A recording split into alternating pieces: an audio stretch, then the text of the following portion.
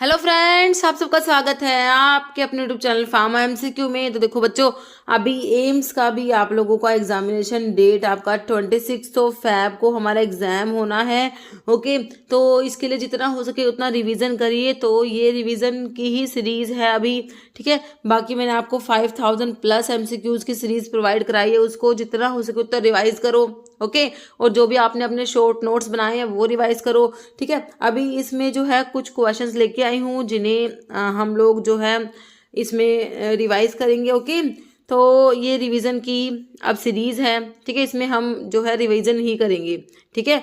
तो अभी स्टार्ट करते हैं, और ये हमारे एम्स के लिए इम्पोर्टेंट है। बाकी देखो, अभी एम्स के बाद आपका रेलवे भी होना है ना, तो रेलवे के लिए भी इम्पोर्टेंट रह जाएगा ये हमारा। बाकी और सभी गवर्नमेंट फार्मासिस्ट एग्जाम, चाहे वो स्टेट का चाहे सेंट्रल लेवल का, सभी के लिए इम्पोर्टेंट है ये वीडियोस। ओके, और अभी फार्मा एमसीक्यू की जो मोबाइल एप्लीकेशन है फार्मा एमसीक्यू ऐप, उसे भी आप डाउनलोड कर सकते हो प्ले स्टोर से, अदरवाइज वीडियो को डिस्क्रिप्शन बॉक्स में ऐप की लिंक है ना, जहाँ पर टेस्ट सीरीज है जिससे आप अपने आप को एनालाइज कर सकते हो।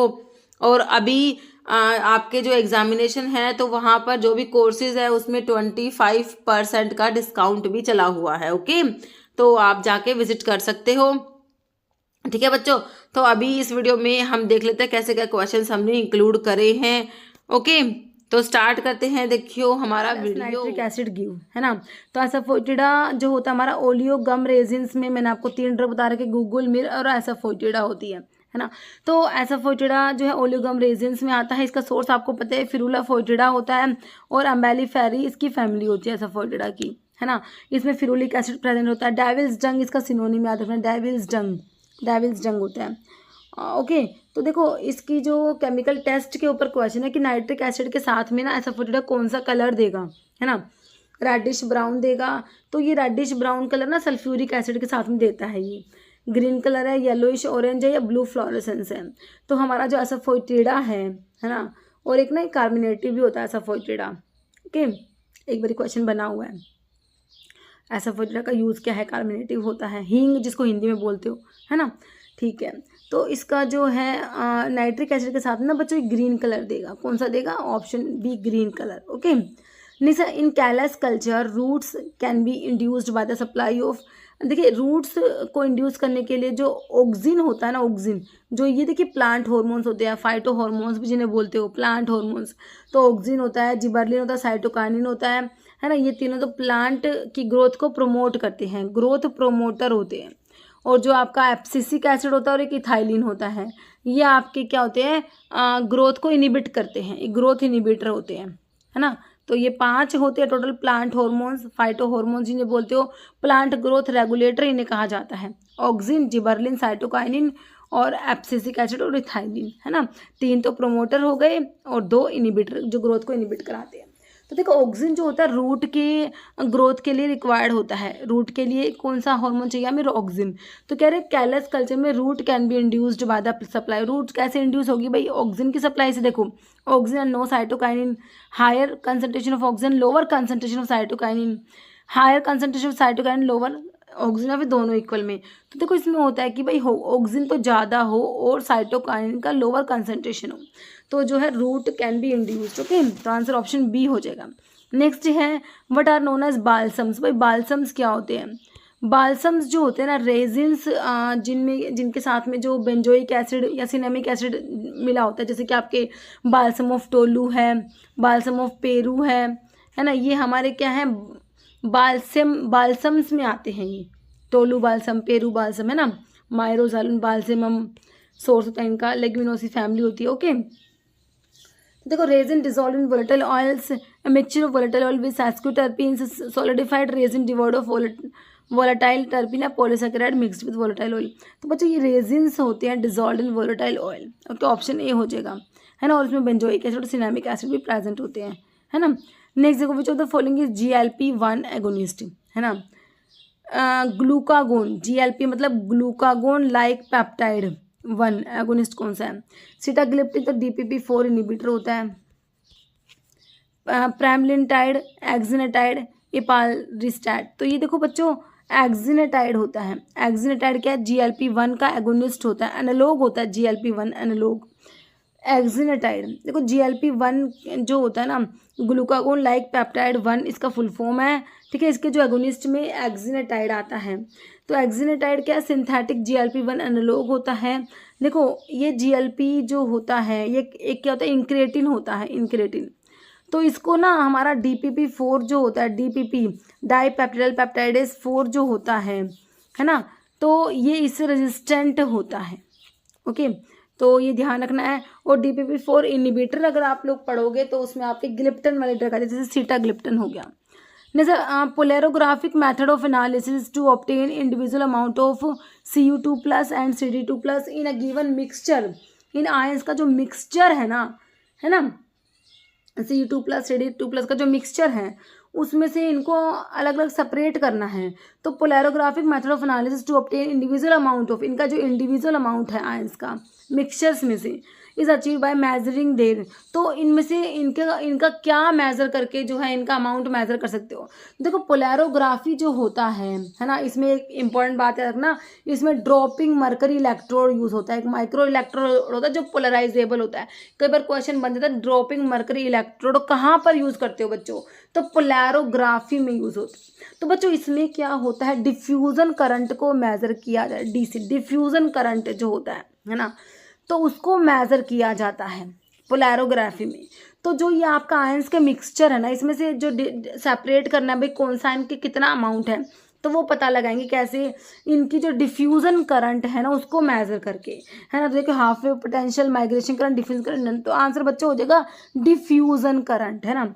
ठीक है, तो ये सारी बातें याद रखना, तो ऑप्शन C हो गया बिल्कुल राइट। नेक्स्ट देखो, for fast order reaction the rate constant K has the unit, ठीक है।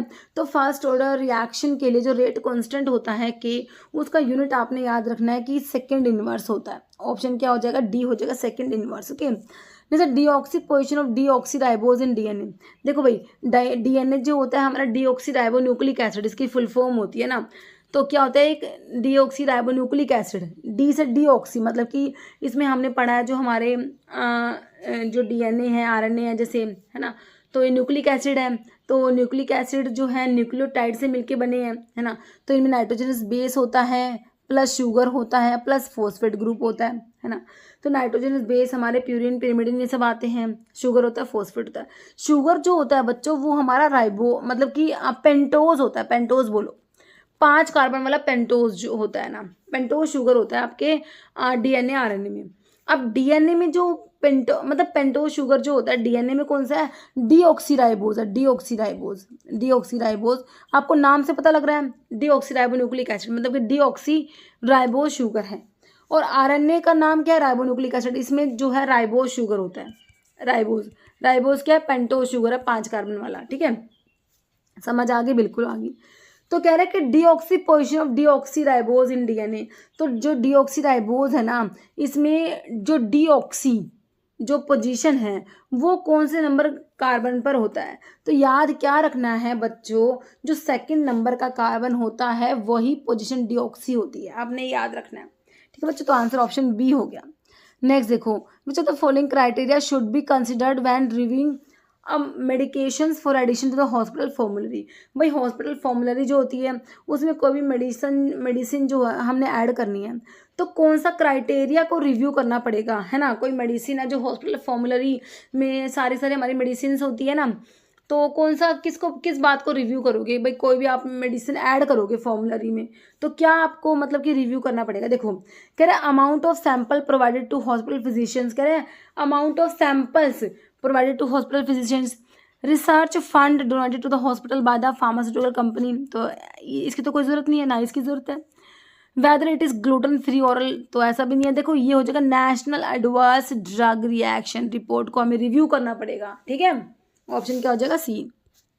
नेक्स्ट देखो आइडेंटिफाई गाबा रीअपटेक इनिबिटर। जो गाबा होता है जो हमारा इनिबिटर न्यूरोट्रांसमीटर होता है, गामा अमीनो ब्यूटायरिक एसिड, है ना, इसका जो रीअपटेक है, गाबा का जो रीअपटेक होता है ना उसको ये इनिबिट कराते हैं। एक ना ट्रांसपोर्ट होता है, GAT1 ट्रांसपोर्टर होता है, ये क्या करेगा, गाबा का रीअपटेक कराता है। तो इस ट्रांसपोर्टर को ना डिप्रेस करा देती है हमारी ये ड्रग, क्या करते हैं, इस GAT1 ट्रांसपोर्टर को डिप्रेस करा देती है। कौन सी ड्रग है, दिस इज टियागैबिन, कौन सी होती है, टियागैबिन, जो आप एपिलेप्सी वाले ड्रग पढ़ते हो, एंटी एपिलेप्टिक ड्रग जो पढ़ते हो, न्यूअर ड्रग्स जो है ना उसमें आपका टियागैबिन आता है। तो क्या करेगा, ये GAT1 जो ट्रांसपोर्टर होता है ना उसको क्या करेगा, डिप्रेस करा देगा, जिससे कि आपका जो रीअपटेक जो हो रहा था वो नहीं हो पाएगा। ठीक है, तो जो है ये आंसर ऑप्शन बी हो जाएगा। बाकी बिक्यूकुलिन तो भाई गाबा का क्या होता है, ये गाबा एज एंटागनिस्ट है, बिक्यूकुलिन तो एंटागनिस्ट होता है ना।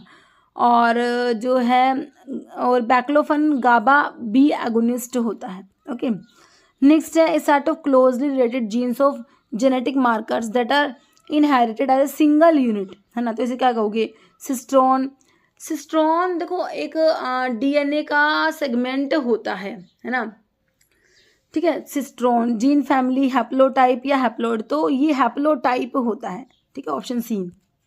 नेक्स्ट देखो, which the following statement about tetramethylsilane is incorrect. TMS tetramethylsilane, है ना। तो इसके लिए बारे में कौन सा गलत है ना। तो मैंने एनालिसिस के जो UV है, UV विजिबल है ना, और IR है, NMR है, और मास स्पेक्ट्रोमेट्री, इनके वीडियोस बनाए हैं, MCQs बता रखे हैं आपको अच्छे से एक्सप्लेन करके, तो आप ये देख लेना, है ना। काफ़ी अच्छी वीडियोस है। हमारे जो एग्ज़ाम में इनको डिटेल में तो मतलब आता नहीं है, इनके बारे में सुपरफिशियल नॉलेज आपको होनी चाहिए, है ना। क्वेश्चन बन सकता है ऊपर से, थोड़ा सा ये जो मैंने क्वेश्चंस करा रखे हैं ना ये कर लेना, काफ़ी हेल्पफुल रहेंगे। हाँ, तो टेट्रामिथाइलसिलेन के बारे में कौन सा गलत है भाई, कह रहे produce a single peak at जो ये है डेल्टा, है ना। इस जो देखो ये होता है जो हमारा इस produce single peak at delta जो है 10 पर, इट इज़ इनर्ट, तो TMS इनर्ट होता है, ये भी सही है। It use to provide reference against which other peaks are, हाँ, तो reference standard, as a reference standard जो NMR में हमारा TMS यूज़ किया जाता है, बिल्कुल सही है। It is volatile and can be easily distilled of and used again, है ना। वोलेटाइल होता है, इसको आसानी से डिस्टिल ऑफ करके दोबारा यूज़ कर सकते हैं, बिल्कुल सही है ना। तो इसका जो ये दे रखा है ना, ये केमिकल शिफ्ट वैल्यू दे रखी है, तो बच्चों इसकी 0 होती है, तो यही जो है रोंग है। तो ये जो केमिकल शिफ्ट की वैल्यू होती है ना ये 0 होती है TMS के लिए, याद रखना। ठीक है, नेक्स्ट देखो, one of the following wavelength region is use for near IR। तो IR जो है इंफ्रारेड स्पेक्ट्रोस्कोपी हमारी जो होती है ना IR, तो IR में कौन सा वेवलेंथ का रीजन जो है यूज़ करोगे, नियर। तो देखो इसमें जो है हमारा नियर IR होता है, मिड IR होता है, और एक फार IR होता है ना। तो आपसे पूछा है कौन सा IR का पूछा है, हमसे पूछा है नियर वाले का पूछा है, नियर IR का। ठीक है, तो देखो 400 नैनोमीटर से 800 नैनोमीटर, तो ये तो UV के लिए जो UV विजिबल का रेंज पढ़ते हो 200 से UV विजिबल, है ना। तो 200 से 800 पढ़ते हो, है ना। तो 200 से 400 तो UV का होता है, 400 से 800 विजिबल का होता है। ठीक है, फिर 800 nm टू 2.5 माइक्रोन, तो ये ना 800 nm से 2.5 माइक्रोन, ये ही आपका जो है नियर IR का रीज़न, नियर IR रीज़न है। बाकी 2.5 माइक्रोन से लेके 25 माइक्रोन लगा लो या फिर 15 माइक्रोन तक होता है, ये हमारा मिड IR होता है।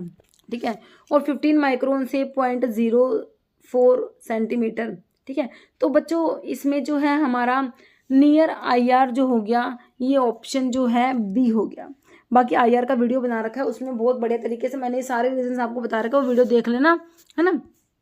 नेक्स्ट है यूनिट ऑफ वेवलेंथ का यूनिट क्या होता है भाई, वेवलेंथ जो होता है हमारा दो जो कॉन्जिक्यूटिव क्रस्ट होती है और ट्रफ, जैसे इनके बीच का जो डिस्टेंस है ना, दिस इज वेवलेंथ, है ना। दो कॉन्जिक्यूटिव क्रस्ट या दो कॉन्जिक्यूटिव ट्रफ, जो ये ऊपर वाला क्रस्ट होता है दिस, और नीचे वाला ट्रफ होता है ना।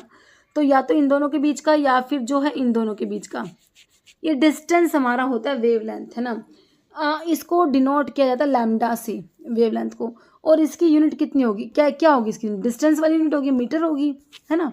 तो आपका आंसर क्या हो जाएगा, ऑप्शन 2। ठीक है, नेक्स्ट देखो, if organic compound does not absorb UV radiation, UV visible radiation, it means compound does not contain.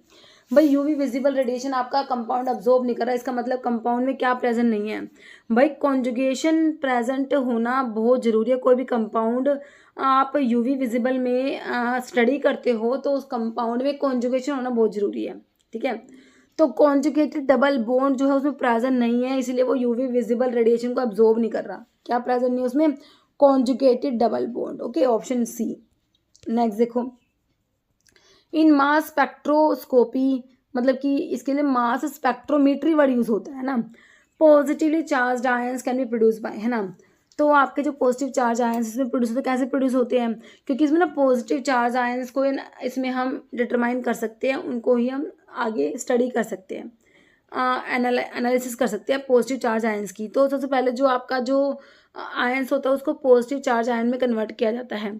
तो कैसे प्रोड्यूस होते हैं? हीटिंग सैंपल को हीट करके, bombarding sample with high energy electron, sample जो होता है उसको हाई एनर्जी इलेक्ट्रॉन बीम उसके ऊपर बम्बार्ड किया जाता है। बिल्कुल सही है। कह रहे बम्बार्डिंग सैंपल विद नहीं, प्रोटॉन से नहीं करते, बाकी केमिकल आयनाइजेशन भी होता है इसमें। ठीक है, तो बच्चों क्यू और एस आंसर कौन से में दे रखा है आपको? ऑप्शन ए में दे रखा है। ओके, नेक्स्ट देखो, discipline which deals with the effect of drug on the body, है ना। बॉडी पे ड्रग का इफेक्ट, तो ये फार्माकोकाइनेटिक और फार्माकोडायनेमिक जो आपको बताया हुआ है ना। फार्माकोडायनेमिक का डी पकड़ो, डायनेमिक का डी से क्या? Drug does to the body, drug does to the body, drug क्या करती है बॉडी में, ड्रग का क्या काम है, ड्रग का जो मैकेनिज्म ऑफ एक्शन है, फार्माकोलॉजिकल एक्शन है, what drug does to the body. Kinetic में क्या होता है? What body does to the drug. तो इसमें आपका एडीएम ही पढ़ते हो, absorption, distribution, metabolism and excretion की स्टडी। कह रहे which deals with the effect of drug on the body, drug का इफेक्ट क्या है बॉडी पर, what drug does to the body, क्या होगा? फार्माकोडायनेमिक, है ना। समझ आया? Option B. Study of movement और passage of drug across the body, जो ड्रग मूव कर रही है ना बॉडी में, मूवमेंट जो हो रहा है ड्रग का, पैसेज ऑफ ड्रग, ड्रग का एब्जॉर्प्शन, डिस्ट्रीब्यूशन, मेटाबॉलिज्म, ये सब आ गया। ड्रग बॉडी में मूव कर रही है, एब्जॉर्ब होगी, साइट ऑफ एक्शन पे जाएगी, डिस्ट्रीब्यूट होती है, मेटाबोलाइज होकर फिर एक्सक्रीट आउट हो जाती है ना। तो ये मूवमेंट है, पैसेज है ड्रग का अक्रॉस द बॉडी। ये क्या है भाई? एडीएम में कहाँ पढ़ते हो? फार्माकोकाइनेटिक में पढ़ते हो, है कि नहीं?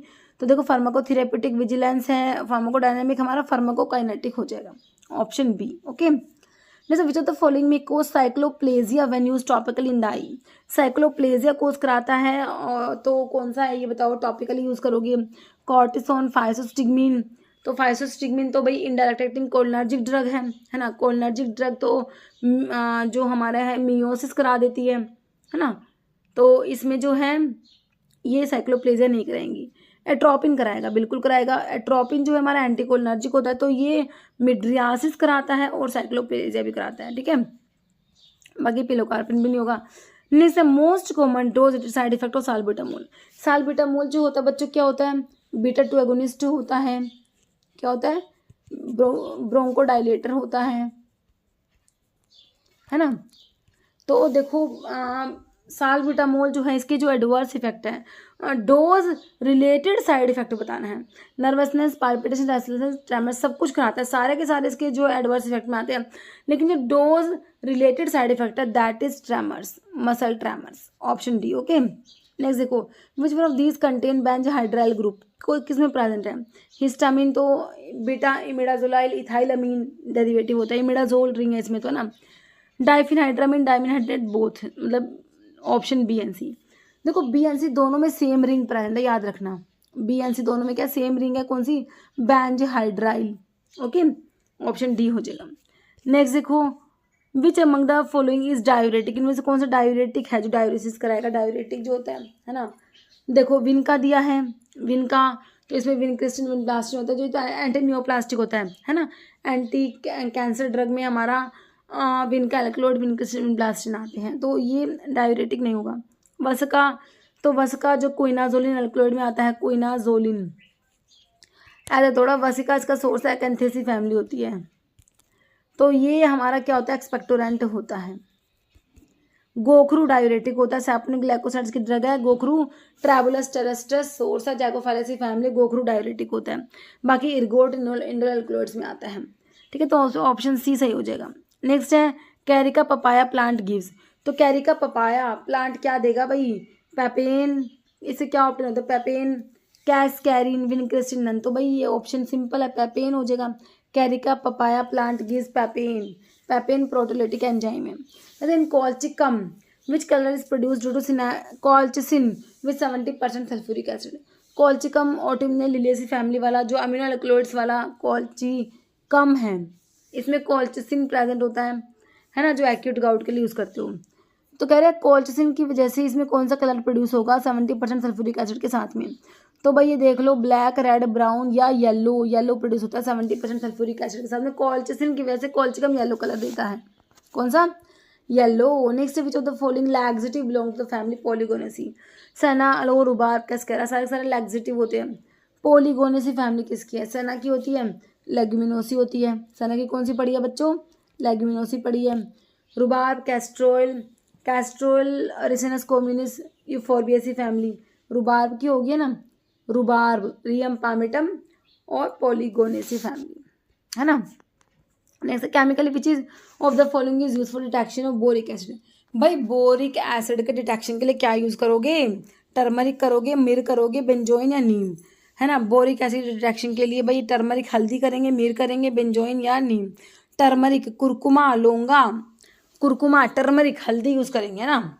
ऑप्शन क्या हो जाएगा? ए। नेक्स्ट है, dash is the oleogum resin obtain by making incision from living rhizomes and different species of ferula belong to family Umbelliferae. Oleogum resin से मैंने आपको गूगल, मिर, एसाफोइडिडा बताया, है ना। गूगल, मिर, एसाफोइडिडा, तो इन तीनों में से एक होगा आंसर। तो आपको देखो ऑप्शन में सिर्फ एक ही दिया हुआ है, एसाफोइडिडा ही दिया हुआ है ना। बाकी तो बनता ही नहीं है और कोई ऑप्शन, क्योंकि गूगल, मिर, एसाफोइडिडा ओलियोगम रेजिन्स में आता है, तो एसाफोइडिडा दिया हुआ है। डेविल्स जंग इसका सिनोनिम होता है ना। ओलियोगम रेजिन्स में आता है, कार्मिनेटिव होता है, फिरूलिक एसिड प्रेजेंट है, फिरूला फोर्टिडा सोर्स है, एम्बेलिफेरी फैमिली होती है।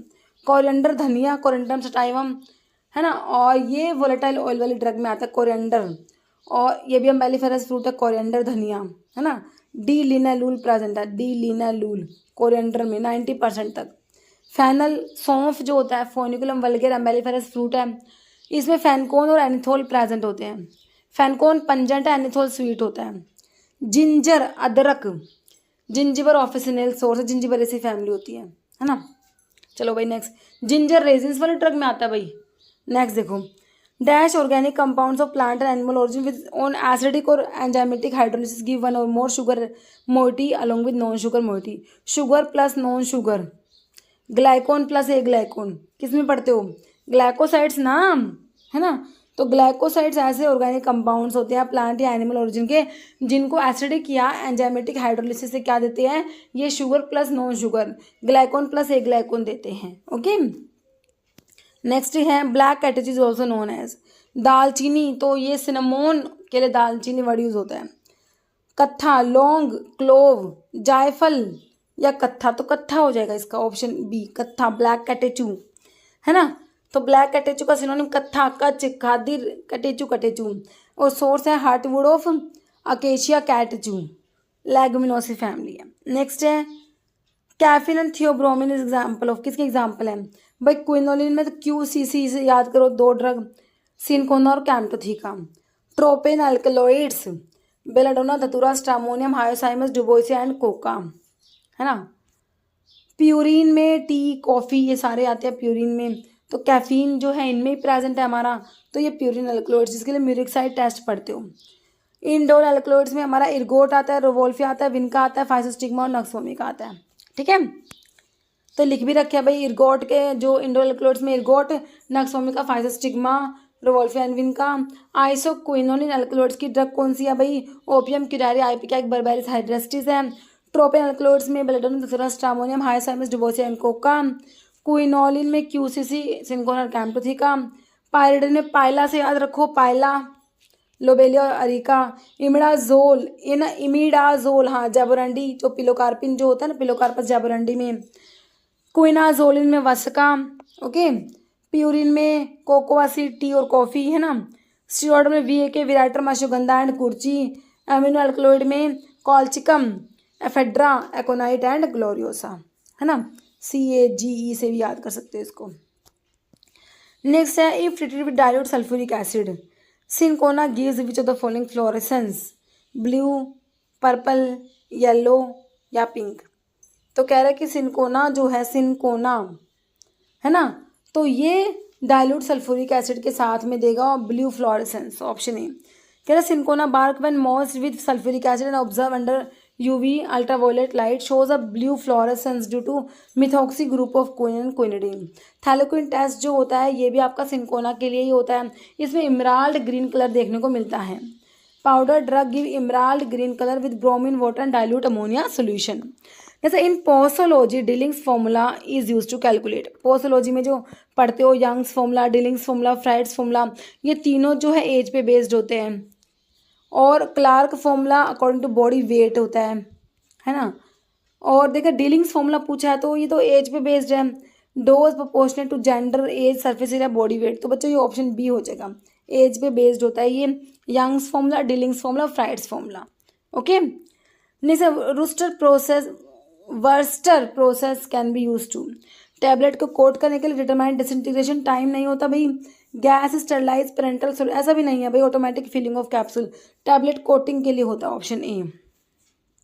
जैसे emulsion containing more than 2 phase are called as, है ना। मोर देन 2 फेज तो बच्चों वो मल्टीपल इमल्शन होते हैं। क्या होते हैं? जैसे oil in water in oil, इस टाइप से मल्टीपल इमल्शन, है ना। मिक्स्ड हिट्रोजीनियस होमोजीनियस नहीं होगा, option D multiple emulsion. Next है which of the statement is true for flocculated suspension. Flocculated में एफ से फास्ट, याद रखो आंसर निकल के आएगा। रेट ऑफ सेडिमेंटेशन फास्ट होता है, सेडिमेंट बहुत ही रैपिडली फॉर्म होता है, उनको रिडिस्पर्स करना इजी होता है, सुपरनेटेंट जो होता है क्लियर होता है। ये सारी बातें याद रखोगे आंसर निकल के आ जाएगा। अब पढ़ो ऑप्शन एफ से फास्ट तो याद है हमें, ट्रू बताना है। Particle exist as separate entity. Sediment is slowly नहीं रैपिडली फॉर्म्ड होते हैं। Sediment is difficult to redisperse करना, डिफिकल्ट नहीं होता, ईजी होता है। Rate of sedimentation is high, बिल्कुल हाई है ना, बिल्कुल। तो भाई क्या बताना है? ट्रू बताना है, ऑप्शन डी हो गया। रेट ऑफ सेडिमेंटेशन ज़्यादा होता है ना। तो बच्चों ऑप्शन डी ट्रू हो गया, बाकी तीनों गलत हैं। Next seal coating is applied. जो सिरप कोटिंग है डिफरेंट डिफरेंट स्टेप्स होती हैं, है ना। सब कोटिंग होता है, सील कोटिंग होता है, और ठीक है इसमें पॉलिशिंग होता है जिसमें बीज वैक्स यूज़ करते हैं, टेबलेट के एलिगेंस को इम्प्रूव करने के लिए करते हैं। ओके तो इसमें पूछा सील कोटिंग। भाई सील कोटिंग करता है मॉइस्चर पेनिट्रेशन को प्रिवेंट करने के लिए। इसमें शिलैक और जीन पॉलीमर यूज़ किया जाता है। शिलैक और जीन ये मॉइस्चर पेनिट्रेशन को प्रिवेंट करने के लिए करते हैं। तो टेबलेट का साइज बिल्डअप करने के लिए सब कोटिंग किया जाता है ना। तो ये ऑप्शन बी हो जाएगा, to prevent moisture penetration to tablet core. Okay next about 50% of final coating weight gain is sugar coating of tablet is achieve in the. तो वेट गेन कौन से स्टेप में होता है? शुगर कोटिंग के जो स्टेप्स हैं, सब कोटिंग, सील कोटिंग, सिरपिंग, पॉलिशिंग, है ना। तो भाई जो 50% जो है वेट गेन होगा सील कोटिंग में, तो मॉइस्चर पेनिट्रेशन को प्रिवेंट करने के लिए कर रहे हो, सीलैक और जीन यूज़ कर रहे हो। सब कोटिंग में जो है इसका ये वेट बिल्डअप होगा भाई, ऑप्शन बी। बाकी स्मूथिंग और पॉलिशिंग दिया, ऑप्शन बी हो जाएगा।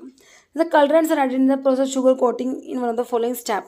कलरेंट्स कब ऐड करोगे भाई? कलरेंट्स सिरपिंग वाले स्टेप में, सिरपिंग वाला स्टेप जो होता है उसमें कलरेंट्स ऐड होते हैं। सील कोटिंग में तो हमने देख लिया पॉलीमर, शिलैक और जीन यूज़ कर लिए। ये जो मॉइस्चर पेनिट्रेशन को प्रिवेंट करने के लिए। इसमें साइज बिल्डअप हुआ सब कोटिंग में। सिरप कोटिंग में हमने क्या कर दिया? कलरेंट्स ऐड कर दिए। तो ये शुगर कोटिंग के डिफरेंट डिफरेंट स्टेप है ना, शुगर कोटिंग के ध्यान रखना है ना। मैंने पहले सिरप बोल दिया ना, तो शुगर कोटिंग के स्टेप में ही आता है सिरप कोटिंग। ओके बाकी पॉलिशिंग में बीज वैक्स यूज़ करते हो, तो ये टेबलेट के एलिगेंस को इम्प्रूव करने के लिए किया जाता है। नेक्स्ट है term amplum denote table spoon full, tea spoon full, dessert spoon full, wine glass full. Amplum तो ये होता है टेबल स्पून फुल आपका जो है एम्पलम के लिए, ऑप्शन ए। कोक्लियर एम्पलम कह दो, मैग्नम और मैक्सिमम एक ही बात है तीनों के लिए, 1 table spoon full. Cochlear medium या मिनिमम के लिए, मीडियम के लिए 1 डेजर्ट स्पून फुल और मिनिमम के लिए 1 टी स्पून फुल। तो 1 टेबल स्पून फुल में 15 ml होता है, डेजर्ट में 8 ml होता है, और टी स्पून फुल में 4 या 5 ml जो भी ऑप्शन में हो। विच of the following capsule number can accommodate maximum medicament. तो भाई जो कैप्सूल का लार्जेस्ट जो साइज वाला तो आपका 000 होता है, लेकिन according to the option we have to answer, option B हो जाएगा। इसमें 0 वाले में साइज सबसे बड़ा देखो 000 होता है, उसके बाद 00, फिर 0, 1, 2, 3, 4, 5, स्मॉलेस्ट 5 वाला होता है। दिस इज स्मॉलेस्ट, इसमें सबसे कम मेडिकामेंट आएगा। सबसे ज़्यादा मेडिकामेंट अकोमोडेट करेगा ऑप्शन बी, है ना, 0 वाला। Which test is perform to assess the ability of tablet to withstand abrasion in packaging, handling and transportation के टाइम पे, पैकेजिंग के टाइम पे, है ना, हैंडलिंग ट्रांसपोर्टेशन के टाइम जो एब्रेजन जो होता है उसको विथस्टैंड करने के लिए कौन सा टेस्ट होता है भाई इसके लिए? हार्डनेस टेस्ट है, फ्रैबिलिटी टेस्ट है, डिसइंटीग्रेशन और डिसोल्यूशन। भाई तो इसके लिए फ्रैबिलिटी टेस्ट हमारा आता है ना, तो इसमें रोचे फ्रैबिलिटी यूज होता है। 6 इंच की हाइट से टेबलेट को ड्रॉप किया जाता है ना, 25 रिवोल्यूशन पर मिनट इसमें पढ़ते हो, ठीक है, तो फ्रैबिलिटी टेस्ट है ये। Next flash flare and wheel is associated with injection of which drug, कौन सी ड्रग को इंजेक्ट करने से ये फिनोमिना देखने को मिलते हैं भाई, याद करो। कौन सी ड्रग है? हिस्टामिन, डिजिटालिस, एट्रोपिन या एर्गोकैल्सीफेरॉल। दिस इज हिस्टामिन, है ना, तो इसका इंजेक्ट करोगे तो फ्लैश फ्लेयर और व्हील फिनोमिना देखने को मिलेंगे।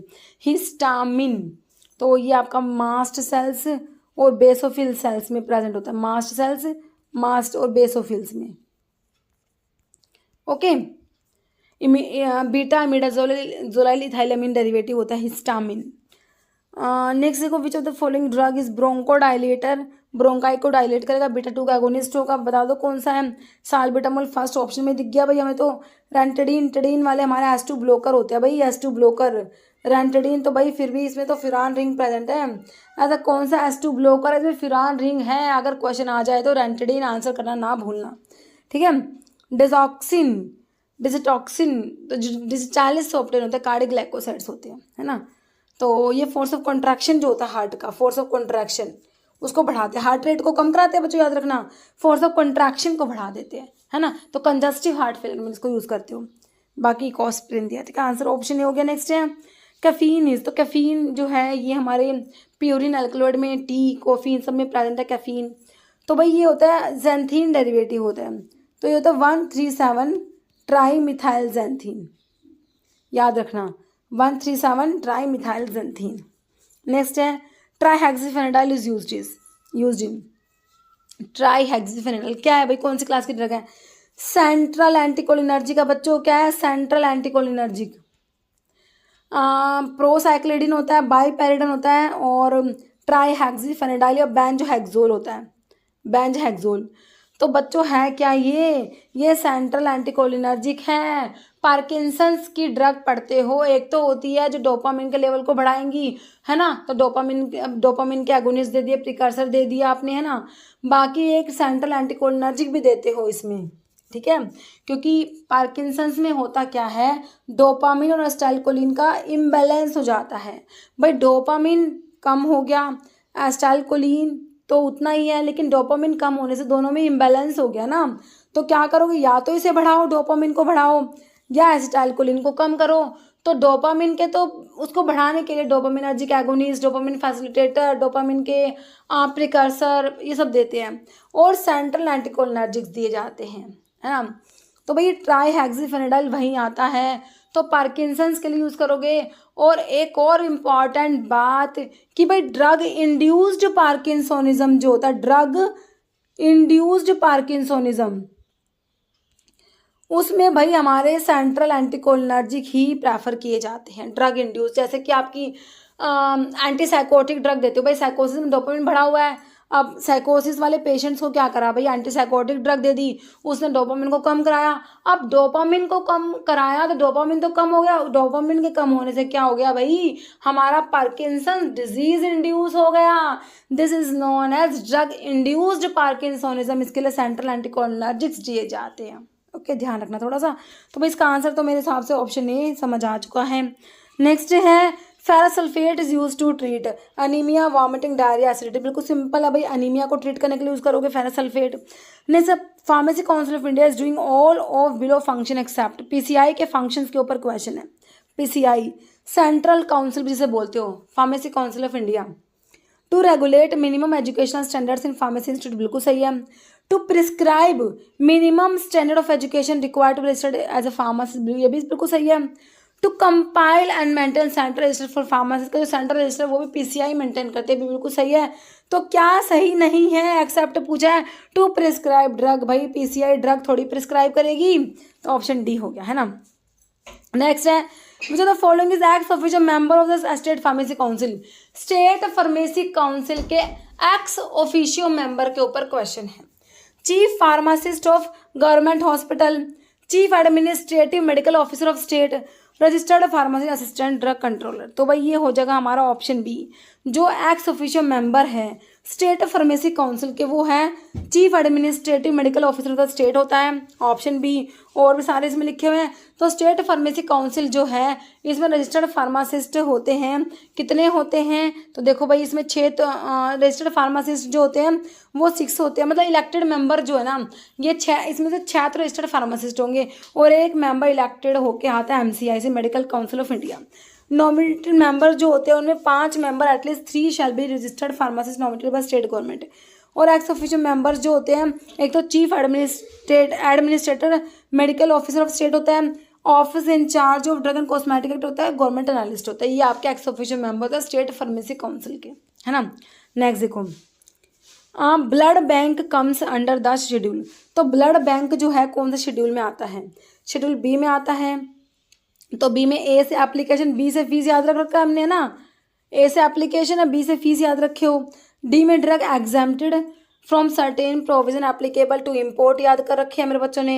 एफ में ब्लड बैंक आ जाएगा। जी में GMS मेडिकल सुपरविजन वाले ड्रग, जैसे कि जो ड्रग को मेडिकल सुपरविजन की रिक्वायरमेंट है, जैसे कि आपके ओरल हाइपोग्लाइसेमिक्स हो गए, है ना, वो जी में आती है। तो ऑप्शन सी सही है ना। नहीं, विच of the following schedule include shelf life of drug. F में तो हमने देखा ब्लड बैंक आ गया, एम में GMP पढ़ते हो, जी में GMS मेडिकल सुपरविजन वाले ड्रग, और आ गया ऑप्शन डी शेड्यूल पी में life period of drug, shelf life of drug आपका शेड्यूल पी में आएगा। P1 में पैक साइज ऑफ ड्रग आता है ना। नेक्स्ट है a patient receiving warfarin develop rheumatoid arthritis. एक पेशेंट है जो क्या रिसीव कर रहा है? ओरल एंटीकोएगुलेंट, मतलब कि वारफेरिन जिसे दे रहे हैं, ओरल एंटीकोएगुलेंट है ना वारफेरिन, कोमेरिन डेरिवेटिव है, 4 हाइड्रोक्सी कोमेरिन डेरिवेटिव होता है, ठीक है। इसको क्या डेवलप हो गया? रूमेटॉइड अर्थराइटिस डेवलप हो गया। Which one of the following drug would be contraindicated. क्या इसमें से नहीं दोगे? Aspirin, tolmetin, aurothioglucose, ibuprofen. भाई एस्प्रिन नहीं दे सकते, एंटी प्लेटलेट एक्शन भी तो एस्प्रिन का ध्यान रख के चलोगे, सिनर्जिस्टिक एक्शन हो जाएगा, है ना, क्योंकि ये क्या ओरल एंटीकोएगुलेंट है और ये एंटी प्लेटलेट एक्शन दिखाएगी अपना, है ना, तो सीवियर ब्लीडिंग हो जाएगी, ठीक है।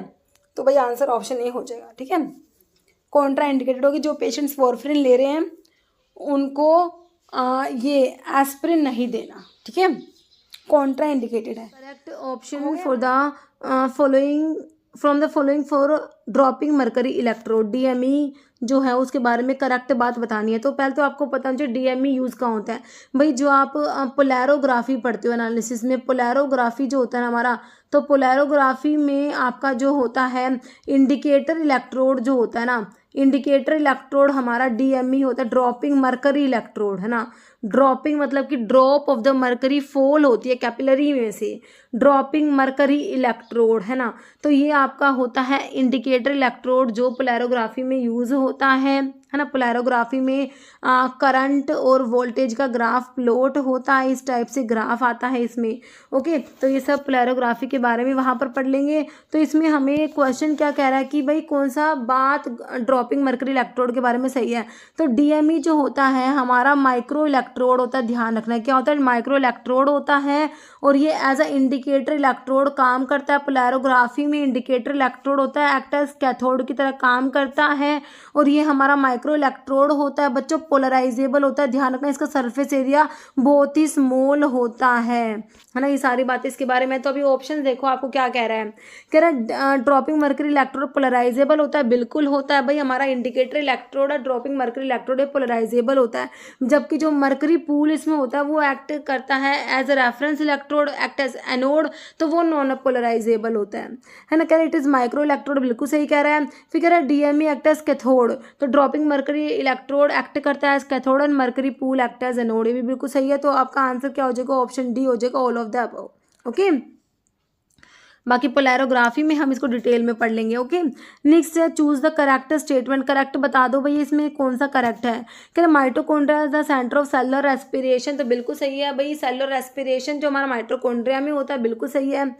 Prokaryote contain well defined nucleus, भाई प्रोकैरियोट्स जो होते हैं ना, जैसे कि आपके जो बैक्टीरिया हो गए, प्रोकैरियोट्स में जो प्रोकैरियोट्स जो होते हैं ना बच्चों, उनमें जो न्यूक्लियस प्रेजेंट नहीं होता, उनका जो जेनेटिक मटेरियल होता है ऐसे ही वो पड़ा हुआ होता है।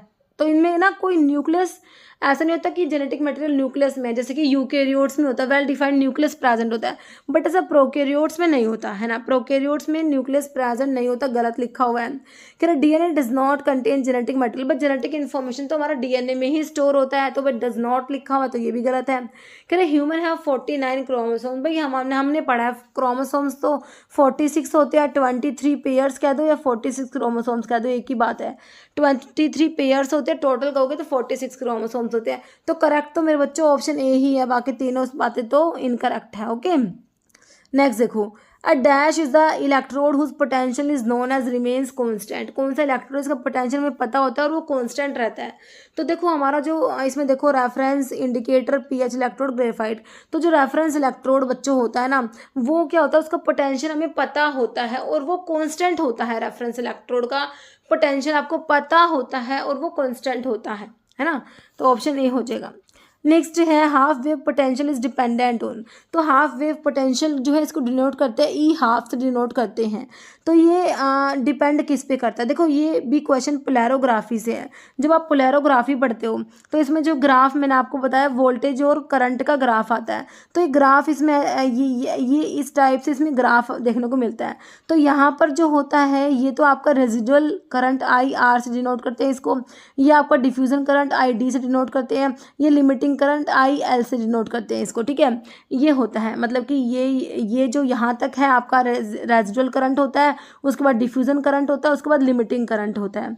तो ये जो डिफ्यूजन करंट होता है ये वाला, इसके बीच में यहाँ पर आपका होता है ई हाफ, जिसको क्या बोलते हो, हाफ वेव पोटेंशियल बोलते हो। और जो अपना जो हाफ वेव पोटेंशियल होता है ना, ये करैक्टरिस्टिक होता है जो आपका इलेक्ट्रोएक्टिव स्पीसीज जो भी है, कोई भी इलेक्ट्रोएक्टिव सब्सटेंस है उसका करैक्टरिस्टिक होती है उसकी ये हाफ वेव पोटेंशियल, है ना। और ये nature of the electroactive species पे डिपेंड करता है। ओके, तो ये जो है क्वालिटेटिव एनालिसिस जो होती है वो ई हाफ पे बेस्ड होती है। पोलैरोग्राफी में क्वांटिटेटिव एनालिसिस भी होती है, क्वालिटेटिव भी। क्वांटिटेटिव एनालिसिस जो होती है वो डिफ्यूजन करंट पे बेस्ड होती है, और जो क्वालिटेटिव एनालिसिस होती है वो आपकी टी हाफ मतलब ई हाफ जो हाफ वेव पोटेंशियल पे बेस्ड होती है। तो हाफ वेव पोटेंशियल जो होता है हमारा कंसंट्रेशन इंडिपेंडेंट होता है ना। और जो है ये अभी इसके बारे में ऑप्शंस क्या है भाई, dependent half wave potential is dependent of, कह रहे कंसंट्रेशन ऑफ इलेक्ट्रोएक्टिव स्पीसीज के ऊपर डिपेंड नहीं करता, इंडिपेंडेंट होता है कंसंट्रेशन के। नेचर ऑफ सपोर्टिंग इलेक्ट्रोलाइट बिल्कुल नहीं, सपोर्टिंग इलेक्ट्रोलाइट बच्चों पोलैरोग्राफी में यूज़ होता है KCl जैसे कि सपोर्टिंग इलेक्ट्रोलाइट के रूप में यूज़ करते हैं, जो इसमें माइग्रेशन करंट होता है उसको मतलब कि एलिमिनेट करने के लिए सपोर्टिंग इलेक्ट्रोलाइट यूज़ होता है, ठीक है। डिजोल्व ऑक्सीजन, देखो डिजोल्व ऑक्सीजन जो होती है तो उसको ना रिमूव करने के लिए नाइट्रोजन गैस को बबल किया जाता है। ओके, फिर आपका जिसमें हाफ वेव पोटेंशियल डिपेंडेंट होता है nature of the electroactive species. Okay, तो ऑप्शन इसमें डी बिल्कुल राइट हो जाएगा हमारा। नेक्स्ट देखो, mass spectrum of A compound is a, तो मास स्पेक्ट्रम जो होता है कंपाउंड का तो उसमें प्लॉट किस किस के बीच में ग्राफ प्लॉट किया जाता है, विच रिप्रेजेंट, क्या परसेंटेज ट्रांसमिटेंस वर्सेस फ्रीक्वेंसी नहीं होता, percentage transmittance versus wave number भी नहीं होता, अब्जॉर्बेंस वर्सेस वेव नंबर भी नहीं होता, इसमें होता है intensity of the signal at various mass per charge ratio. बच्चों ऑप्शन डी बिल्कुल सही हो जाएगा मास स्पेक्ट्रम के बारे में। नेक्स्ट देखो, dash the distance between two adjacent crest and trough in a particular wave, एक जो पर्टिकुलर जो आपका पर्टिकुलर वेव है, जैसे कि आपका ये पर्टिकुलर वेव है, तो कह रहा है दो एडजेसेंट क्रस्ट, ये क्रस्ट होता है जो ऐसे ऊपर आता है, ये नीचे वाला ट्रफ, दो एडजेसेंट क्रस्ट या दो एडजेसेंट ट्रफ के बीच में जो डिस्टेंस होता है ना बच्चों, वो हमारा होता है वेवलेंथ, जिसे लैम्डा कहते हो, है ना, वेवलेंथ होता है। और wave number is the reciprocal of the wavelength, nu bar से डिनोट करते हो वेव नंबर को, wave number is the reciprocal of the wavelength, मतलब कि 1 सेंटीमीटर के एरिया में से कितनी वेव पास होती है उसे वेव नंबर कहा जाता है ना, ठीक है। तो अभी वेवलेंथ हो गया, आपको समझ आ चुका मेरे हिसाब से। नेक्स्ट है what is the wavelength of mid IR, है ना। तो IR स्पेक्ट्रोस्कोपी जो होता है हमारा, उसमें आपका जो है नियर IR रीजन होता है, मिड IR रीजन होता है, फार IR रीजन होता है। तो आपसे मिड IR पूछा है ना, तो इसमें मिड IR कौन सा, बिलो 4000 सेंटीमीटर इनवर्स, तो ये आपका होता है near IR। About 667 centimetre inverse, तो ये फार IR होता है। और ये 4000 सेंटीमीटर इनवर्स से लेके 667 सेंटीमीटर इनवर्स, ये आपका मिड IR रीजन। तो जो आपसे पूछा हुआ ऑप्शन सी बिल्कुल राइट हो जाएगा। ओके, नेक्स्ट है dash do not give NMR spectra, इनमें से कौन सा NMR स्पेक्ट्रा नहीं देगा, न्यूक्लियर मैग्नेटिक रेजोनेंस होता है इसका फुल फॉर्म, है ना। तो ऐसे न्यूक्लियस जिनका जो एटॉमिक नंबर या एटॉमिक मास जो होता है ना, वो क्या होगा, इवन होगा ना, तो वो NMR स्पेक्ट्रा शो नहीं करेंगे, है ना। तो इवन किसका है, ऑप्शन ए का ही इवन दिया हुआ, ये शो नहीं करेगा। बाकी 13 कार्बन, तो 13 आपका ओड हो गया, 19 भी ओड है, 35 भी ओड है, तो ये NMR स्पेक्ट्रा देते हैं। कौन सा नहीं देगा, ऑप्शन ए। नेक्स्ट है which of the following organism can cause peptic ulcer disease, तो पैप्टिक अल्सर डिजीज कोज करा देगा कौन सा ऑर्गेनिज्म, बताओ। Staphylococcus, H pylori, helicobacter pylori, E coli, escherichia coli या जियार्डिया लंबलिया। तो भाई हमारा हेलिकोबैक्टर पाइलोरी जो होता है पैप्टिक अल्सर डिजीज कोज कराता है, बिल्कुल सही है ऑप्शन बी। जैसे dash is selective 5-HT3 antagonist, तो भाई सिट्रोन, ऑन्डेनसिट्रोन हमारा 5-HT3 का एंटागनिस्ट होता है ना। तो क्या हो जाएगा, ऑन्डेनसिट्रोन हमारा जो एंटी एमिटिक ड्रग में आप पढ़ते हो 5-HT3 एंटागनिस्ट में ऑन्डेनसिट्रोन आता है। ओके बच्चों, नेक्स्ट क्वेश्चन है cotrimoxazole is a combination of trimethoprim with sulfamethoxazole. देखो कोट्राइमोक्साजोल जो होता है ना, इसमें होता है आपका सल्फामिथोक्साजोल और ट्राइमिथोप्रिम का कॉम्बिनेशन होता है। सल्फामिथोक्साजोल जो होता है ये इंटरमीडिएट एक्टिंग सल्फोनामाइड होता है। इसी को क्यों कंबाइन करा, क्योंकि दोनों का T हाफ नियरली सेम होता है, अप्रोक्सीमेट 10 आवर्स होता है ना। और ये दोनों बैक्टीरियोस्टैटिक होते हैं, बट द कॉम्बिनेशन इज बैक्टेरिसाइडल, याद रखना है। और इनका जो रेशियो होता है 5:1 रेशियो में इनको कंबाइन किया जाता है। सल्फामिथोक्साजोल का 5 रेशियो लेते हैं, ट्राइमिथोप्रिम का 1 रेशियो लेते हैं। सारी बातें याद रखना। अब ऑप्शंस पढ़ो। कह रहे cotrimoxazole is contraindicated during pregnancy, बिल्कुल सही बात है, प्रेगनेंसी में कॉन्ट्रा इंडिकेटेड है। फिर कह रहा most effective ratio of trimethoprim is to sulfamethoxazole in plasma, जो आपने ये रेशियो दिया ना 5:1, ये प्लाज्मा में जाके 20:1 हो जाएगा, है ना। तो 20 तो सल्फामिथोक्साजोल का होगा ना कि ट्राइमिथोप्रिम का, तो इसमें ये गलत लिखा हुआ है। अगर ये सल्फामिथोक्साजोल को पहले लिखते ना, सल्फा यहाँ पर ट्राइमिथोप्रिम, तो ये सही होता, अभी गलत है। फिर क्या कह रही है, trimethoprim is to sulfamethoxazole can administer in dose ratio 5:1 to achieve optimal synergistic effect. तो यहाँ पर भी इन्होंने उल्टा लिख दिया। अगर ये स्टार्टिंग में होता सल्फामिथोक्साजोल और ट्राइमिथोप्रिम यहाँ होता तो सही होता, बट अभी तो ये गलत है। कह रहे cotrimoxazole is ineffective in treating respiratory tract infection, तो रेस्पिरेटरी ट्रैक्ट इन्फेक्शन के लिए इसको यूज कर सकते हो, इनइफेक्टिव तो नहीं है ना, तो ये भी गलत है। तो बच्चों क्या बताना था आपने, क्या बताना था इसमें, कोट्राइमोक्साजोल कॉम्बिनेशन ऑफ, तो करेक्ट बताना था ना, करेक्ट तो बच्चों ऑप्शन ए ही हो गया। प्रेगनेंसी में कॉन्ट्रा इंडिकेटेड है, तो मैंने आपको सारी बातें बताई, इसकी याद रखना। जैसे which one second generation cephalosporin, तो सिफालोस्पोरिन के सेकंड जनरेशन में कौन सी आती है। फर्स्ट में मैंने आपको सारे सिफा वाले बता रखे हैं एक्सेप्ट सिफाक्लोर जो सेकंड जनरेशन में आती है, और फोर्थ में सिफपिम सिफपिरोम बता रखे हैं ना, इतने तो याद है ना। तो सेकंड जनरेशन में सिफिरॉक्सिम एक्जिटिल, 2 ड्रग और याद कर लो, ये सिफिरॉक्सिम और सिफिरॉक्सिम एक्जिटिल, है ना, और एक सिफाक्लोर आपको याद है, ये सेकंड जनरेशन की है, ठीक है। सिफपिम सिफपिरोम आपको पता है 4th जनरेशन की है। नेक्स्ट है which structure connect mouth and stomach and aids in swallowing, भाई माउथ को स्टमक से कनेक्ट कर रही है और स्वेलोइंग में हेल्प करती है। लार्ज इंटेस्टाइन का तो कोई काम नहीं है यहाँ पर। इसोफेगस, स्मॉल इंटेस्टाइन, पेंक्रियास, तो भाई क्या होगा ऑप्शन, जो फूड पाइप होता है आपका इसोफेगस होता है ना, वही तो माउथ को स्टमक से कनेक्ट करता है ना, वह उसी के थ्रू तो आप जो माउथ में च्यू करते हैं फूड को, स्वेलो करते हो तो इसोफेगस के थ्रू होके तो फूड हमारा जाता है कहाँ पर, स्टमक में, है ना। नेक्स्ट देखो out of the following which is the first step in urine, urine के प्रोडक्शन में फर्स्ट स्टेप कौन सा होता है। भाई जो आपने नेफ्रॉन का स्ट्रक्चर पढ़ते हो ना, जो आपकी बोमन कैप्सूल जो इसमें पहले होता है, फिर यहाँ से आपका जो प्रोक्सिमल कॉन्वोल्यूटेड ट्यूब्यूल्स होता है, उसके बाद यहाँ पर आपका डिसेंडिंग लिम्बो फ्लूप फैलने, फिर असेंडिंग लिम्बो फ्लूप फैलने होता है ना। उसके बाद आपका जो है ये सारा आप क्या जो है स्ट्रक्चर पढ़ते हो, ठीक है। तो बोमन यहाँ से कैपिलरीज का नेटवर्क होता है, तो सारा आप ये वो पढ़ते हो। तो उसमें सबसे पहला स्टेप क्या होता है भाई, जो आपका बोमन कैप्सूल से होता है उसमें कैपिलरीज का नेटवर्क होता है, तो उससे क्या होता है यूरिन का जो इसमें सबसे पहला स्टेप क्या होता है, ग्लोमेरुलर फिल्टरेशन होता है। सबसे पहले क्या होता है, ग्लोमेरुलर फिल्टरेशन होता है बच्चों। ऑप्शन ये हो जाएगा first step. Okay, next which of the following organ is a target for prolactin का टारगेट। प्रोलैक्टिन जो होता है हमारा एक हार्मोन होता है जो कि एंटीरियर पिट्यूटरी का हार्मोन है ना, एंटीरियर पिट्यूटरी ग्लैंड वाला हार्मोन है प्रोलैक्टिन। तो इसका टारगेट क्या है, प्रोलैक्टिन क्या करता है भाई, एड्रिनल कोर्टेक्स, लीवर है, थायराइड नहीं होगा, हमारा जो मेमोरी ग्लैंड होती है यहाँ से मिल्क को सिक्रेट कराता है।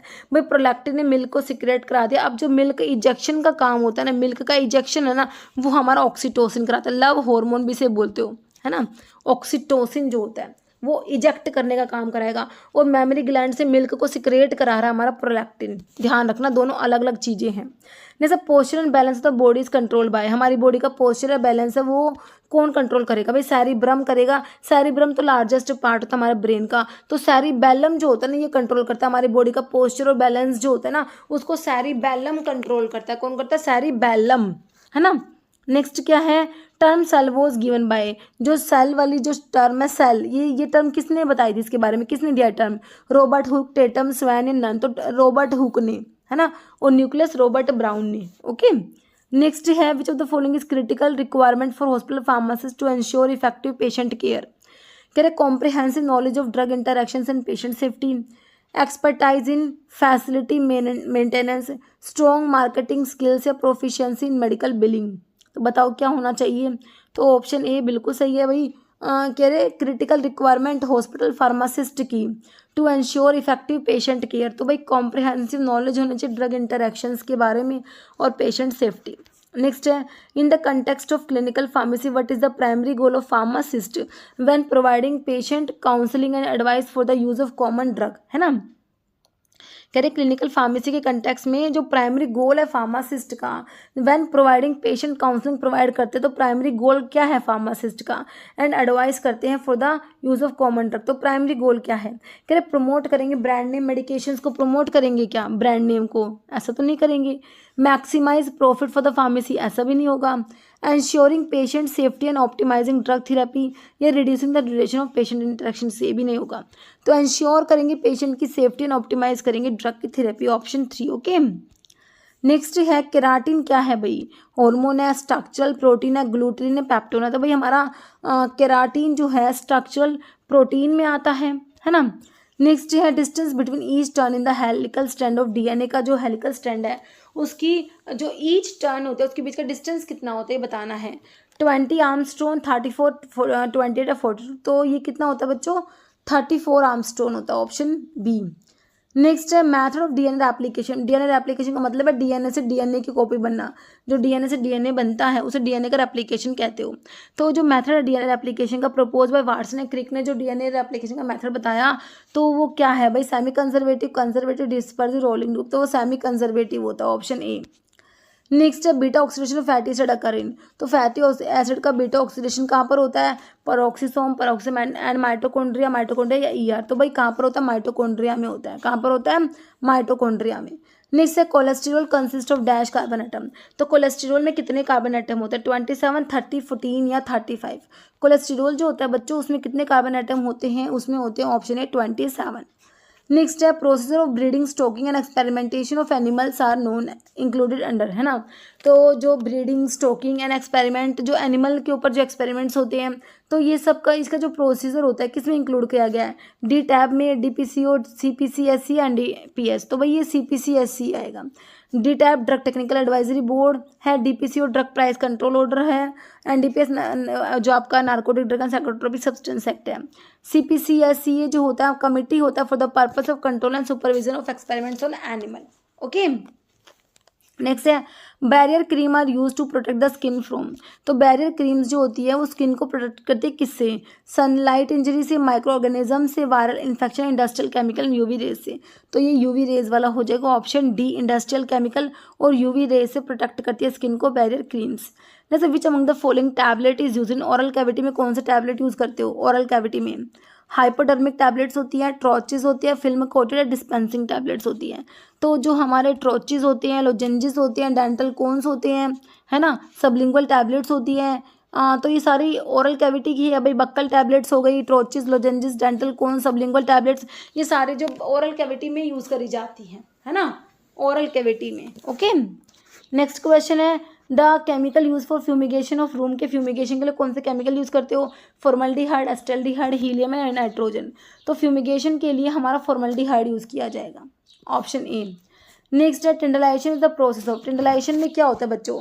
कह रहे sterilisation by heating under pressure for 3 days, है ना, फिर कह रहे sterilisation by heating without pressure for 3 days, या sterilisation by heating under pressure for 1 day या नन। तो इसमें 3 days होगा, और sterilisation by heating without pressure for 3 days, tyndallisation, option B. कह रहे टिंडलाइजेशन बच्चों क्या होता है? फ्रैक्शनल स्टरलाइजेशन मेथड होता है। ये कह रहे इस मेथड में क्या होता है? Solution is to be filtered को, उस सोल्यूशन जो उसको फिल्टर करना है आपने, उसको स्टरलाइज जिसको करना है सोल्यूशन को, उसको ना पैक करते हैं एंड सील करते हैं फाइनल कंटेनर में, और उसको हीट किया जाता है 80 डिग्री सेल्सियस पर 1 आवर्स के लिए। 80 डिग्री सेल्सियस पर 1 आवर के लिए उसको हीट करते हैं on each of 3 successive days. Okay, तो इसमें कोई प्रेशर इन्वॉल्व नहीं हो रहा, 3 सक्सेसिव डेज के लिए इसको हीट करते हैं 80 डिग्री सेल्सियस फॉर 1 आवर, है ना। तो ये कल्चर मीडिया के स्टरलाइजेशन के लिए यूज़ किया जाता है, टिंडलाइजेशन। नेक्स्ट है micromeritics refer to the study of, microscope की स्टडी को बोलोगे, माइक्रो ऑर्गेनिजम्स की स्टडी को बोलोगे। भाई माइक्रो ऑर्गेनिजम्स तो हम माइक्रोबायोलॉजी में पढ़ते हैं, है ना, स्मॉल पार्टिकल्स या मैट्रिक सिस्टम ऑफ मेजरमेंट। तो माइक्रोमेरेटिक्स जो होता है refers to the study of small particles, option C. Next है the optimum temperature for the favourable growth of cinchona, cinchona जो होता है आपका क्विनोलिन अल्कलॉइड में आता है ना। तो इस टाइप से क्वेश्चन पूछा हुआ है, उसके लिए फेवरेबल ग्रोथ के लिए ऑप्टिमम टेम्परेचर कितना होता है? तो कई बार कभी कभी आते हैं ऐसे क्वेश्चन है ना, तो ये ऑप्शन बी हो जाएगा, 60 डिग्री सेल्सियस से 75 डिग्री 70 डिग्री फारेनहाइट है ये, 60 degree Fahrenheit to 75 degree Fahrenheit, है ना। जैसे dash is used as carminative, aphrodisiac, expectorant है, stimulant, disinfectant in the treatment of pulmonary conditions में, है ना। तो कार्मिनेटिव भी है भाई ये ड्रग, एफ्रोडीसियक भी है, एक्सपेक्टोरेंट भी है, स्टिमुलेंट भी है, डिसइंफेक्टेंट भी है इन the treatment of pulmonary conditions. तो भाई कौन से? डायस्कोरिया है, लिंसर्ड ऑयल, गार्लिक या शंखपुष्पी। भाई गार्लिक होता है हमारा, है ना, ऑप्शन सी। जैसे sandalwood oil is also known as lignum, santali, oleum, aurantii, styrax, oleum, mentha piperita. तो क्या लग रहा है ऑप्शन में से?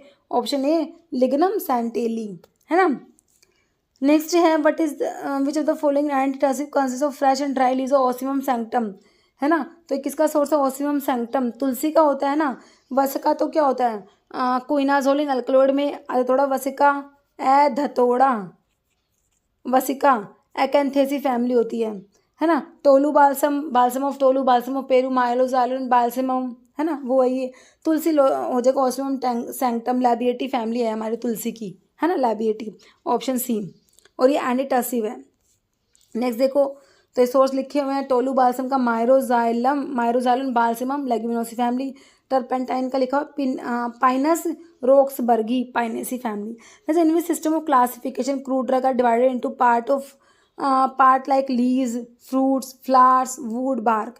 तो कौन से क्लासिफिकेशन सिस्टम में क्रूड ड्रग को डिवाइड किया गया है? भाई लीव्स, तो ये जो ड्रग के पार्ट है ना, मतलब कि पार्ट ऑफ द प्लांट, जैसे कि ये leaves, fruit, flower, wood, bark. कौन से सिस्टम में? फार्माकोलॉजिकल क्लासिफिकेशन में, कीमोटैक्सोनॉमिकल में, टैक्सोनॉमिकल या मॉर्फोलॉजिकल। तो भाई ये क्या है? मॉर्फोलॉजी को देख के बता रहे हो ना भाई कि रूट है, ये लीफ है, ये फ्लावर है ना। तो ये मॉर्फोलॉजिकल क्लासिफिकेशन हो जाएगा।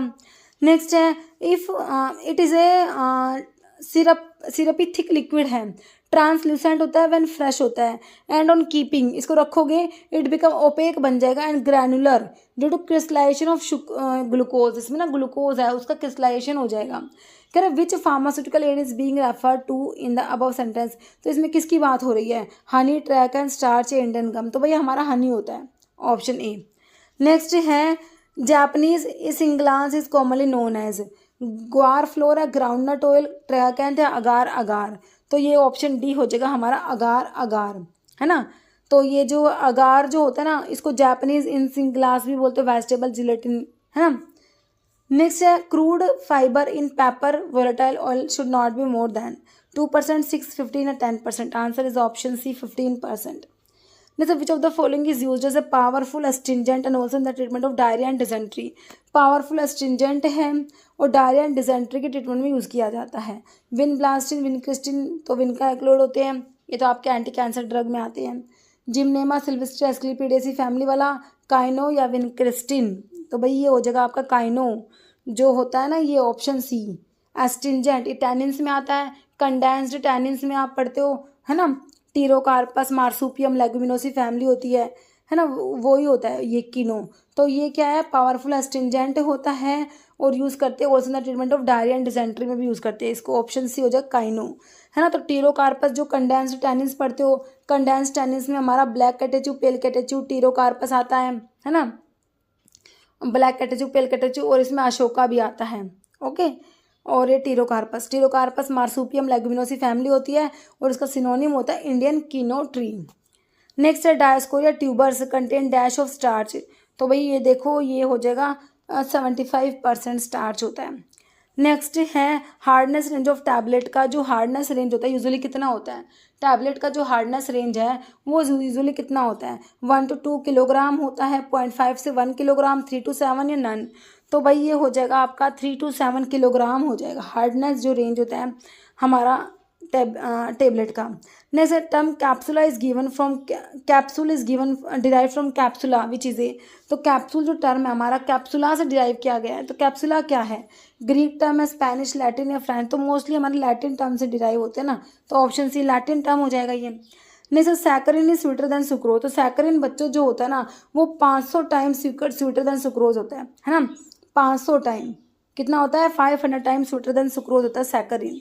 Next size reduction is otherwise called as, तो साइज रिडक्शन जो होता है ना उसको और क्या कहोगे, कटिंग नहीं, कोमिन्यूशन भी कहते हैं, क्या कहते हैं, कोमिन्यूशन, ऑप्शन बी, है ना। साइज रिडक्शन को कोमिन्यूशन, डाइमिन्यूशन या पल्वेराइजेशन, ये तीनों टर्म साइज रिडक्शन के लिए यूज़ करते हैं। जैसे mechanism involve in the mixing process include, तो मिक्सिंग की जो प्रोसेस है उसमें कौन कौन से मैकेनिज्म इन्वॉल्व है, बल्क ट्रांसपोर्ट होता है, लैमिनार मिक्सिंग है, मॉलिकुलर डिफ्यूजन या ओन। तो कौन कौन से इसमें मिक्सिंग में कौन कौन से मैकेनिज्म होते हैं, तो भाई सारे ही होते हैं, ऑप्शन डी हो जाएगा। बल्क ट्रांसपोर्ट भी होता है, लैमिनार मिक्सिंग होता है और मॉलिकुलर डिफ्यूजन, तीनों होते हैं, है ना। कौन कौन से आते हैं, ये जो लिक्विड की मिक्सिंग के लिए ये मैकेनिज्म होते हैं। Mechanism of liquid mixing can be studied under 4 class है, कौन कौन से, bulk transport, laminar mixing, molecular diffusion और एक टर्बुलेंट मिक्सिंग भी होता है इसमें। ओके, नेक्स्ट देखो state pharmacy council should have the following number of elected member, जो आपका स्टेट फार्मेसी काउंसिल के मेंबर्स के बारे में हमने पढ़ा था, तो कितने इलेक्टेड मेंबर होते हैं, है ना। हमने देखा था 6 रजिस्टर्ड फार्मासिस्ट थे, है ना, और एक जो इलेक्ट होकर आ रहा था MCI medical council of India से, है ना। तो 7 होते हैं टोटल, ऑप्शन डी हो जाएगा।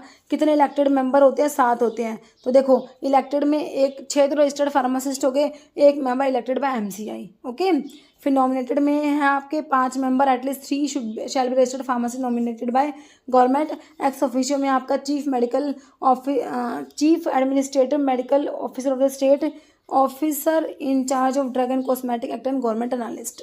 जैसे list of narcotic drug and psychotropic substance was listed in, है ना। तो ये narcotic drug and psychotropic substance की लिस्ट है, किसमें है ये, शेड्यूल W में, तो जेनरिक ड्रग के लिए है W, है ना, वेजिस से मैंने आपको वेजिस से याद करा रखा है। एक्स में ये एक्स में आ जाएगा narcotic drug and psychotropic substance की लिस्ट, है ना। बाकी R मैकेनिकल कंट्रासेप्टिव्स के लिए, और U में पर्टिकुलर्स वगैरह आते हैं इसमें, है ना। Analytical record of the drug के लिए, है ना, ठीक है, ऑप्शन बी हो गया। U में देखो particulars to be shown in manufacturing raw material analytical record of the drug. तो schedule P of drug and cosmetic act refers to, तो शेड्यूल P में आपको पता है लाइफ पीरियड ऑफ ड्रग आता है जो कि ऑप्शन ए में दे रखा है। बाकी प्रोविजंस फॉर डिसइंफेक्टेंट के लिए शेड्यूल O आता है। Pack size of drug P1 में, स्टैंडर्ड्स फॉर कंट्रासेप्टिव्स के लिए शेड्यूल R आता है। नेक्स्ट है prevention of cruelty to animal act was enacted in, है ना, 1950, 60, 61 या 1958। तो 1960 हो जाएगा। Prevention of cruelty to animal act was enacted in, option B 1960। Central drug laboratory situated in, तो central drug laboratory CDLK Kolkata में, है ना। सेंट्रल ड्रग लैबोरेटरी कहाँ पर है भाई, ऑप्शन ए कोलकाता।